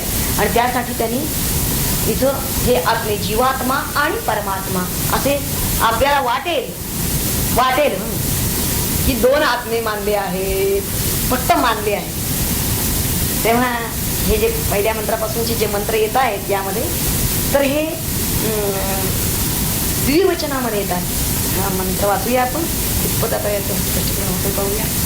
ऋतं पिबन्तौ सुकृतस्य लोके ग्वां प्रविष्टौ परमे परार्धे छाया तपौ ब्रह्मविदो वदन्ति पंचाग्नयो ये च तृणाचिकेताः. ऋतं पिबन्तौ सुकृतस्य लोके. लोके म्हणजे या शरीरामध्ये सुकृतस्य म्हणजे स्वतः केलेल्या कर्माचं फळ. सुकृत याचा अर्थ नुसतं पुण्यच नाही. आपण जे काही तरी पुण्य कर्म तुम्ही करावं अशी इच्छा आहे, पण आपण जे काही करत असू, सुकृत याचा अर्थ स्वतः केलं स्वयं कर्माचं फल. ते पिबन्तौ, ऋतम म्हणजे कर्मफल, ते भोगणारे पिबन्तौ म्हणजे. आणि इथं दोघे असा पिबन्तौ म्हणजे भोगणारे दोघे. ते गुहां प्रविष्टौ म्हणजे बुद्धिरूप गुहेत प्रविष्ट झालेले. परमं परार्धे, परमे परार्धे म्हणजे हृदयस्थ आकाशात. कशा प्रकारे? छाया तपौ, छाया प्रकाशाप्रमाणे आहे असं ब्रह्मविदो वदन्ति, ब्रह्मवेत्ते असं म्हणतात. त्रिनाचिकेताः च पंचाग्नयोः ये, म्हणजे हे सुद्धा तीनदा नाचिकेत अग्नीचे चयन केलेले म्हणजे यजन केलेले असे जे त्रिनाचिकेत आहेत ते, आणि पंचाग्नी साधन करणारे असे गृहस्थ लोक सुद्धा असंच सांगतात. वदंती, जसं ब्रह्मविदो वदंती तसंच पंचाग्नयो वदंती आणि त्रिनाचिकेताः तेही वदंती. सगळ्यांचं मत असंच आहे. आता इथं ऋत असा शब्द आधी आलेला आहे. ऋतम, ऋत म्हणजे कर्म आणि त्याची फल त्यांना जोडणारा जो धर्म आहे तो दिव्य धर्म असा खरं तर वाचेल त्याचा अर्थ आहे. पण कर्मात त्याचं कारण असं आहे की कर्म केलं की त्याचं फल आपल्याला अवश्य भोगावंच लागतं, हे सत्य आहे. आणि हे सत्य म्हणून तिथं ऋतम हा शब्द कर्मफल या अर्थी घ्यायचा. या मंत्रामध्ये ऋतम, ऋतम म्हणजे सत्यम, परंतु ऋतम याचा अर्थ कर्मफल असा या मंत्रात घेता येईल. आता हे कशाचं कर्म? तर ते म्हणतात की सुकृतस्य म्हणजे स्वतः केलेल्या कर्माचं. पिबन्तौ म्हणजे भोगणारे. आता हे कोठे भोगावं लागतं त्याला? तर लोके, लोके म्हणजे या शरीरात. मृत्यूलोके असा अर्थ नाही नुसता, तर या शरीरात भोगावं लागतं त्याला. आणि हे प्रत्येकाला अनुभवानं समजेल की आपल्या कर्माचं फळ आपल्याला या शरीरानंच भोगावं लागतं. शरीर ह्याच आधारामध्ये भोगावं लागतं. वास्तविक जीवच कर्मफल भोगतो आणि ईश्वर हा वास्तविक अध्यक्ष आहे आणि तो उदासीन आहे या बाबतीमध्ये. त्या कर्मफलाचा तो फक्त साक्षी आहे. पण तरी सुद्धा इथं पिबन्तौ असं वचन आलेलं आहे, द्विवचन. म्हणजे त्या भोगत्या जीवाबरोबर हा जो अभोक्ता साक्षी आहे त्याला सुद्धा इथं भोक्ता म्हणल्यासारखंच आहे पिबन्तौ म्हणण्यामध्ये. आता याचं स्पष्टीकरण मात्र आपल्याला आद्य शंकराचार्य चांगलं देतात. ते म्हणतात की आपल्या भाषामध्ये त्यांनी म्हणलेलं आहे की इथं छत्री न्याय लागू पडतो. छत्री न्याय म्हणजे काय?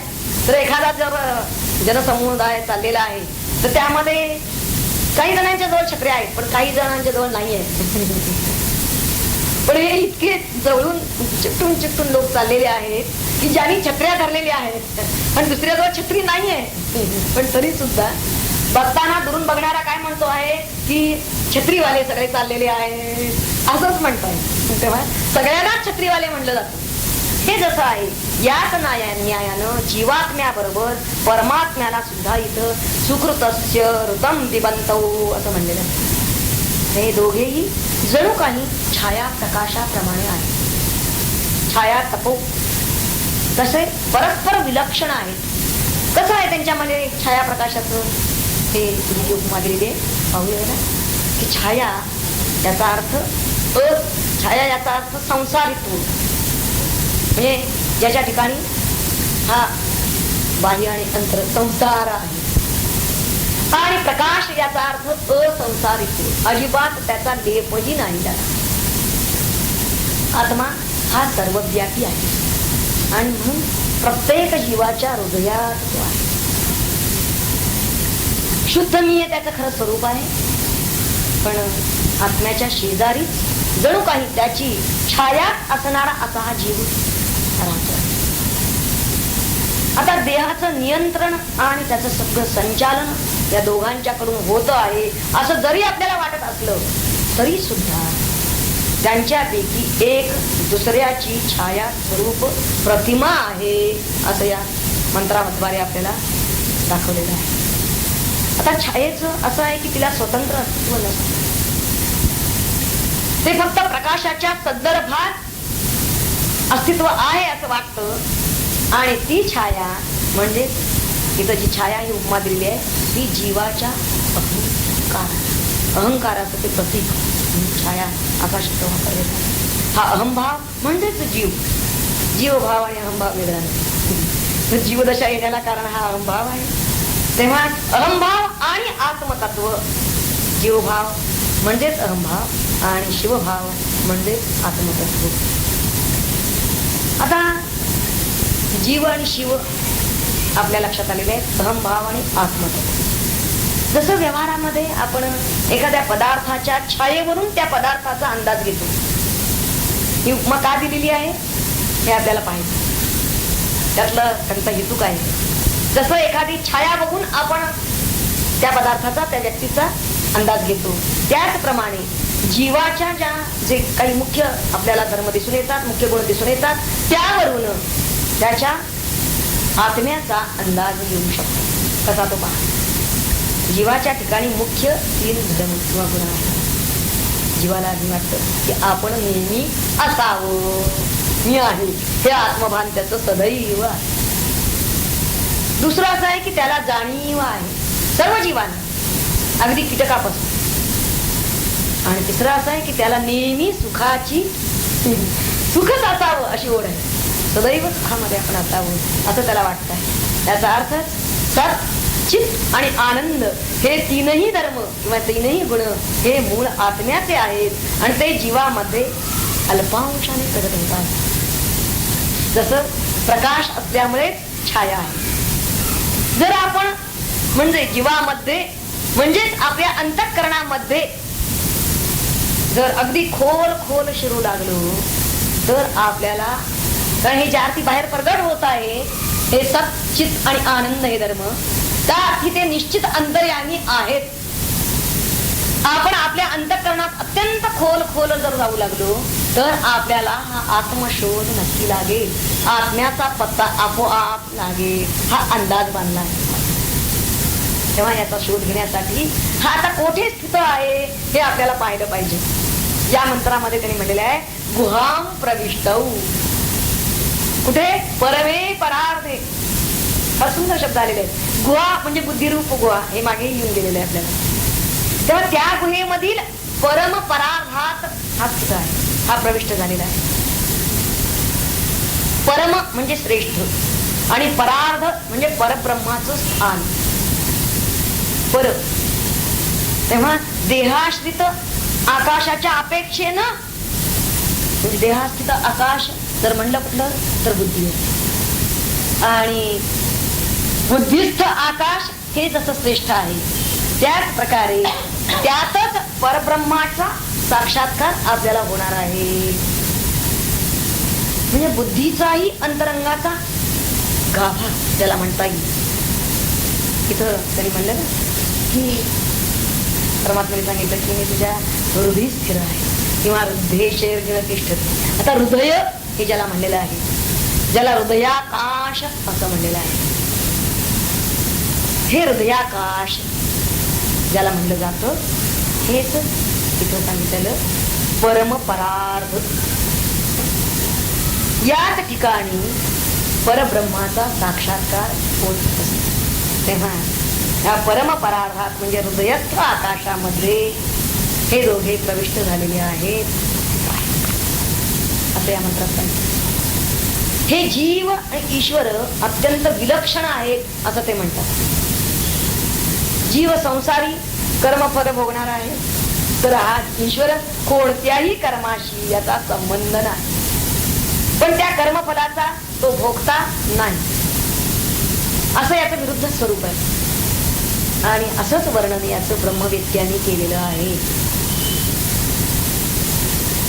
केवळ अकर्मीच म्हणजे हे ब्रह्मवेत्ते लोक यांना अकर्मी, कर्माचा लेपही ज्यांना लागत नाही, ज्यांचा कर्ताभाव पूर्णतः निरस्त झालेला आहे, त्यांचा अहम पूर्ण सारूप झालेला आहे, असे ब्रह्मवेत्ते.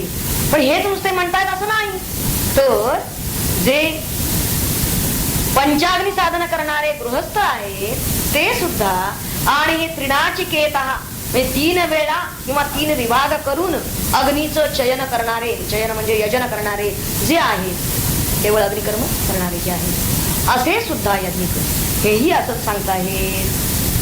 म्हणजे इथं आता इथं पंचाग्नी जे साधन म्हणलेलं आहे त्यांना गृहस्थाश्रमी म्हणलेलं आहे. तर पंचाग्नी कुठले कुठले, तर गार्हपत्य, दक्षिणाग्नी किंवा दाक्षिणाग्नी, आहवनीय, सभ्य आणि आवसथ्य या 5 अग्नी असंही याचं स्पष्टीकरण आहे. आणि दुसरेही एक 5 अग्नी सांगितलेले आहेत. द्युलोक, पर्जन्य, पृथिवी, पुरुष आणि स्त्री हे 5 अग्नी. या 5 ठिकाणी अग्निबुद्धी ठेवून, या 5 ठिकाणी अग्निबुद्धी ठेवून जे उपासना करतात त्यांना पंचाग्नी मान किंवा पंचाग्नी साधन करणारे असं म्हणतात. म्हणजे अशा गृहस्थी जीवनात सुद्धा किंवा गृहस्थाश्रमी मनुष्याला सुद्धा ही अंतरदृष्टी, ही आत्मतत्व जाणणारी दृष्टी त्याला प्राप्त होऊ शकते, हे त्यांना इथे सांगायचं आहे. म्हणून या दोघांचाही त्यांनी उल्लेख केलेला आहे. आता त्यासाठी त्याला कोणती आवश्यकता आहे, तयारी ती आधीच्या मंत्रात त्यांनी सांगितलीच आहे. इथं फक्त त्याने आपल्याला या आत्मतत्वाच्या दृष्टिकोनातून त्याचं स्वरूप सांगत असताना नेमका तो कुठं आहे, त्याचा शोध कुठं घ्यावा हेही सांगितलं. आणि त्याचं छाया तपो या उपमेवरून या तत्वांतून त्यांनी वास्तविक जसं तेजाचा तेजवून निघाला तो तेजीच असते लागला, तया रश्मी यायचा भला बोलू. तसं इथं त्यांना स्पष्टपणे सांगायचं आहे की त्याची आपली कधीही ताटातूट नाही, सदैव आपण त्याच्याशी संलग्न आहोतच. पण ज्या क्षणी तो समजतो की अरे तोच मी आहे, मी आणखीन तो सूर्यबिंब वेगळं नाहीये, तो किरण असा स्वतःला कधीच कितीही योजना दूर आला पृथ्वी तलावर, तसं आपण पृथ्वी तलावर या लोके आलो जरी असलो तरी सुद्धा, आता लोके काय यावं लागलं आपल्याला, सुकृत असते पिबंतो यासाठी यावं लागले, ऋतम पिबंतो यासाठी यावं लागलं. जरी आलो असलो तरी आपलं मूळ ठिकाण काय, गुहाम प्रविष्ट आणि साधन नव्हे तर परमे परार्थे, ते आपलं खरं ठिकाण आहे, खरं घर ते आहे. हे कोण जाणतात, हे ब्रह्मविद. आणि ते याला पंचाग्नी साधन करतो आहे त्याला सुद्धा ते शक्य आहे, तो सुद्धा हे जाणू शकेल. आपल्या अंतरी मात्र त्यांना शोध घेतला पाहिजे, आपल्या बुद्धिरूप गुहेत आधी त्यानं प्रविष्ट व्हायला पाहिजे, आणि मग त्यातलं परमपरार्थ स्वरूप आपलं हृदयस्थ आकाश तिथंच स्थित व्हायला पाहिजे. त्या स्वरूपाच्या पासून त्यानं उठता कामा नये, तिथून हलता कामा नये, इतकं त्याची बुद्धी तिथं स्थिर राहिली पाहिजे. अशी जर ती राहील तरच त्याला आत्मप्राप्ती होईल.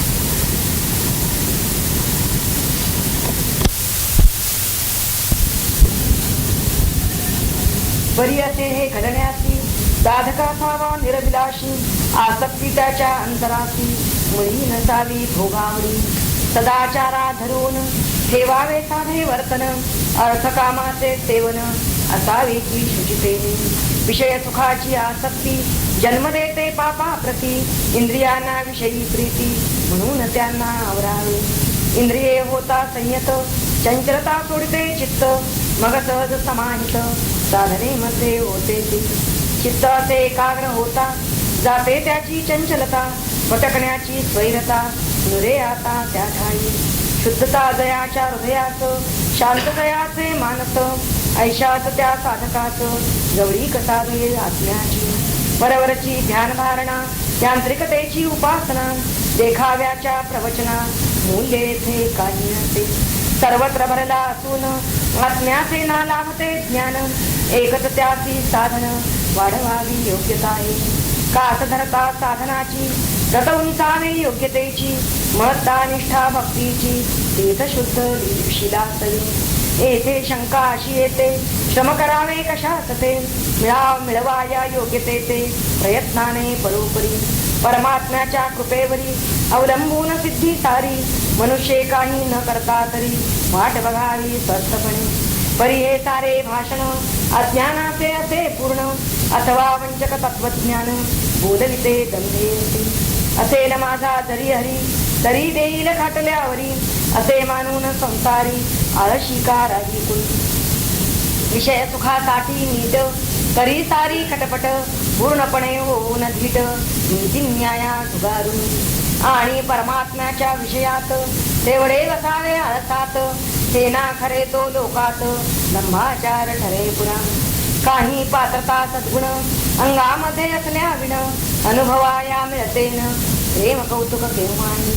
तज्ञ रसिके डोलावे असे गायके अपेक्षावे, तरी मधुर गायन हवे संभाळून स्वरताला. माधुर्य आणि प्रसाद ओझ असल्या काव्यामध्ये निज, प्रतिभावंता त्या सहज भावा मिळे रसिकांची. पतीच्या प्रसन्नतेतुनी सौख्य सारे मिळवी गृहिणी, परिती असल्या पाधाणी तिने काय अपेक्षावे. तशी ईश्वरी प्रसन्नता मिळण्या पाहिजे पात्रता, पूर्ण काम त्या भगवंता गरज नाही कशाची. मानवाच्या वाचून काही त्याचे कोठे अडत नाही, ईशा पुढती पृथ्वी इच्छा आहे प्रमाणाने. जरी आपणा तळमळ आपुल्या उद्धाराची असेल, तरी पणा लावून बळ यत्न करणे भाग आहे. ईश्वराच्या रचनेत भरले आहे ओतप्रोत, अवधारे तसे न्यायनीत लाभावे ते होत जीवा. या सबधरुणी प्रेमनिष्ठा करणे यत्नाची पराकाष्ठा, यत्न मानवा पदी श्रेष्ठा उचलती निश्चयाने. सद्गुण असे ज्याच्या जवळी संपादिलेले नसती मुळी, उलट आश्रया सती सगळी वासके ज्या मानवाच्या. विषयासक्त ज्याचे मन चंचल असे मर्कटाहून, राही अस्वास्थ्ये खदखदून तुंबलेल्या मोरीपरी. श्रद्धा विश्वास भाविकता स्पर्श यांचा न ज्याचे चित्ता, अहंकारे भरला पुरता वंचकतेची मूर्ती. आता त्याची दर्शन व्हावे आत्म्याचे कोठून, तिलटाचे ना प्रयोजन पराक्रमी त्या शरभासी. मानव एक क्षुद्र प्राणी श्रेष्ठ आत्मा अनंत गुणी, जयाचारो मरंध्रातुनी भरली असती ब्रह्मांडे. प्रलयकाली रुद्ररूप घेऊन खवळे त्या याचा कोप, तेव्हा विश्वाचा करी लोप भासे एक घ्यावा तसा. ढीग भाताचा भुकेलेला जसा खाऊन टाकी सगळा, तसे चराचर सृष्टीला भक्षितो हा लिहिलेने. त्याचे पुढती प्राणिजात सर्व नाही एक शित, कशाच्या बळे चित्तात म्हणताती बाळगावी. ब्राह्मणाचे विद्या प्रेम, क्षत्रियाचा पराक्रम, चातुर्य वैश्याचे उत्तम, परिश्रमते शूद्राचे. या साऱ्यांची काय महती, चिताचे ते कणही नव्हती. परमात्म्याच्या शक्तीपुरती बल कोणी ना निर्वावे. प्रत्यक्ष मृत्यू मी यम म्हणे, त्याचे जणू तोंडी लावणे. ज्या मज पुढे भयाने सरकापते विश्वसारे. प्रभावशाली आत्माचा कुणी जाणणे कोठे कसा, अज्ञानी विषयी मानसा भांगयाचा लागेल ना. म्हणून या साधकाने आपली सर्व प्रयत्नाने आत्मदर्शना कारणे हवी योग्यता वाढवाया. साधकाठाई जीवपणे आत्माच राही वात्सल्याने, चैतन्याच्या लक्षणाने प्रत्ययासी येते. जीवात्मानी परमात्मा मिळवून अंती एक आत्मा, म्हणून कोणी धर्मात्मा आत्मदर्शना प्राप्त होतो. जीव जरी आत्म्याहून पूर्णपणे असता भिन्न, तरी पात्रता वाढवून लाभ काही होणे नसे. फुगून बेडकुळी जरी किती मोठी झाली, तरी होत नाही मुळी आकाराने पर्वतापरी. तशी असे ही परिस्थिती जीवात्म्याची एक जाती, म्हणून वाढता योग्यता ती आत्मलाभ जीवाघरी.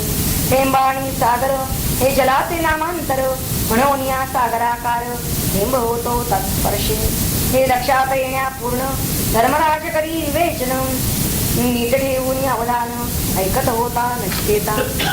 जीव करता भोगता ज्ञाता आत्म्याठाई ज्ञेयता प्रेरका आणि फलदाता जीव संबंधे होतो तो.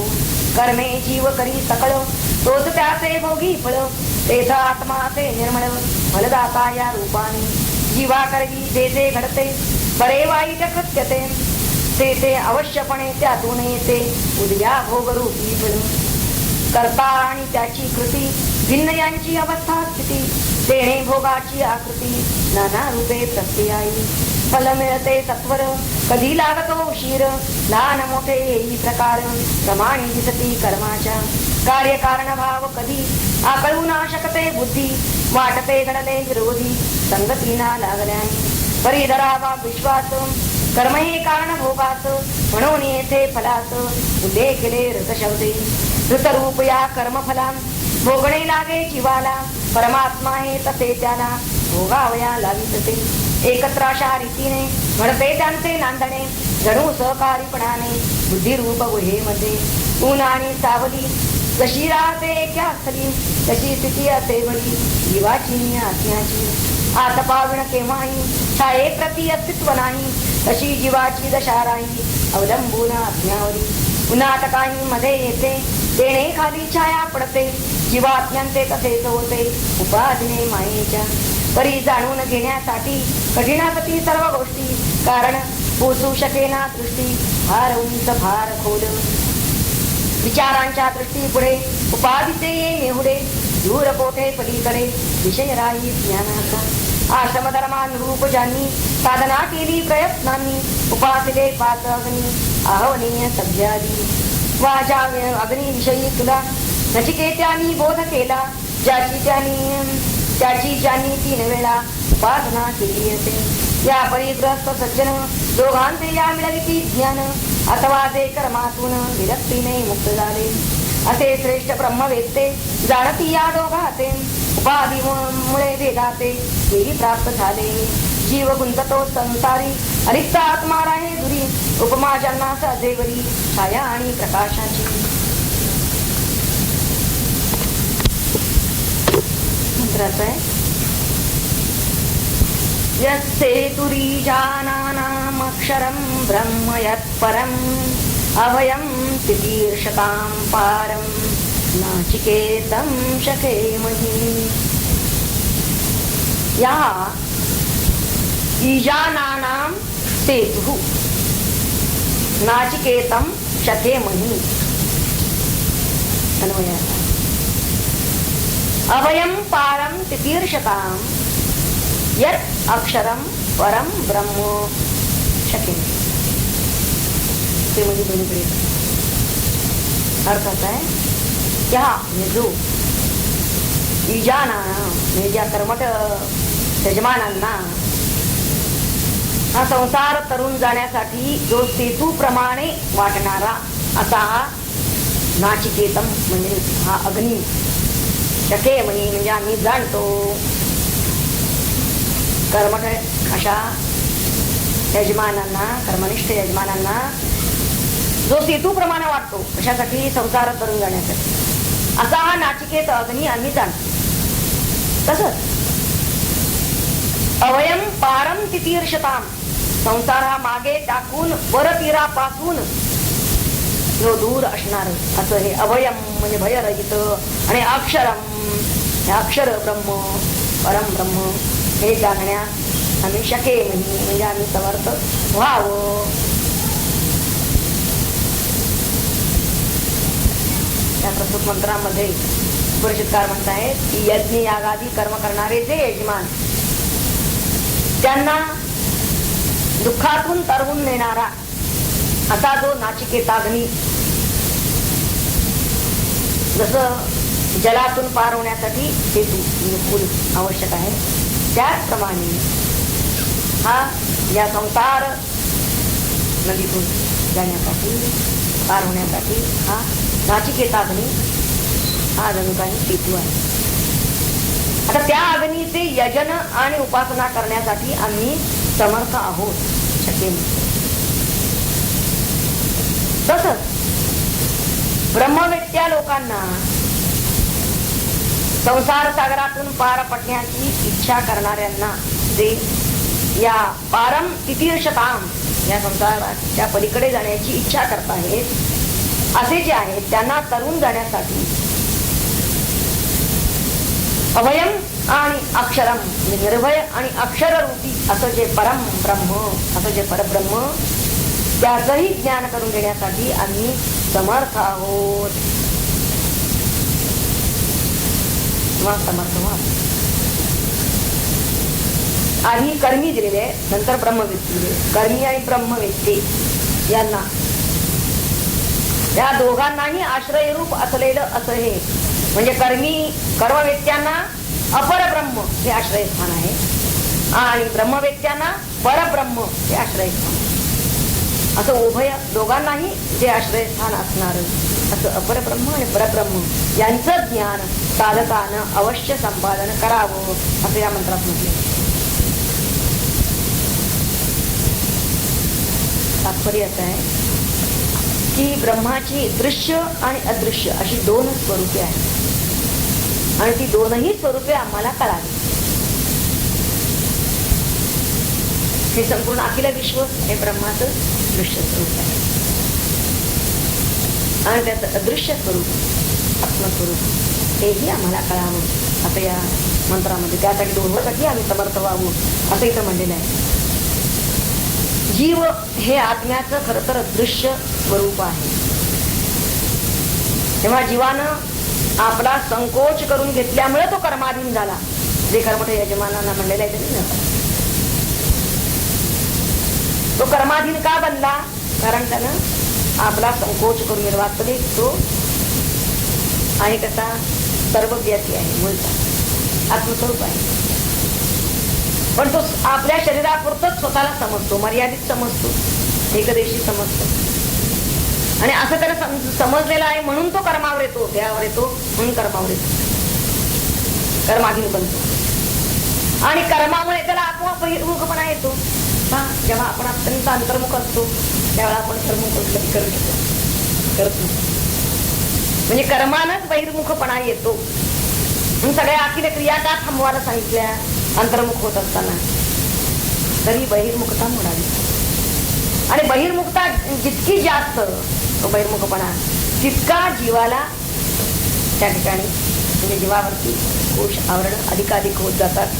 म्हणून त्याला फुगवटा जास्त आहे आणि म्हणून त्याला आत्मदर्शन होण्याला अटकावी. त्यांना आत्मदर्शन करून घ्यायचं असेल तर त्या जीवाला अंतर्मुखच व्हावं लागेल.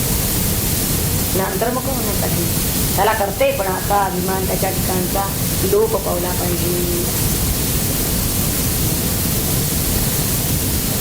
तेव्हा या मंत्रामध्ये त्यांनी आपल्याला दोनही दृष्टीने आपण शक्य व्हावं.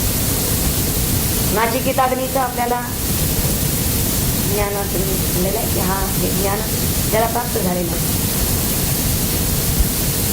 परंतु ज्याला अक्षर परब्रह्माचं ज्ञान त्याला करून घ्यायचं आहे ते प्राप्त करून घेण्यासाठी आम्ही समर्थ व्हावं अशी इच्छा अशी प्रार्थना या मंत्रामध्ये केली आहे. असा जो कोणी अंतर्मुख झालेला जीव असेल त्या जीवाचं वर्णन आता पुढील मंत्रांमधून करणार आहे. अंतर्मुख झालेल्या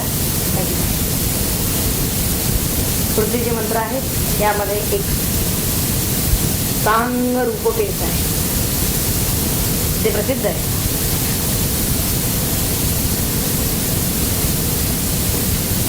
रथाच्या रूपकातून त्यांनी आपल्याला म्हणजे साधकाला उत्कृष्ट मार्गदर्शन केलेलं आहे. मंत्र तिसरा पाहूया. आत्मानं रथिनं वेत्ति शरीरं रथमेव तु बुद्धिं तु सारथिं वेत्ति मनः प्रग्रहमेव च. आता याचा विग्रह अन्वय तसाच असतात. आत्मानं रथनं वेत्ति म्हणजे जाण, शरीरं रथमेव तु बुद्धिं तु सारथिं विद्धि आणि मन प्रग्रहमेव च. आपलं शरीर हे काय आहे? रथ आहे. शरीरम रथमेव आणि आत्मानं रथिनं विद्धि. आत्मा हा रथी आहे. रथी म्हणजे रथाचा मालक आहे. आणि बुद्धिं तू आपली बुद्धी सारथिं विद्धि, सारथी आहे. आणि मन प्रग्रहमेव च. मन हा लगाम आहे. प्रग्रह तो लगाम.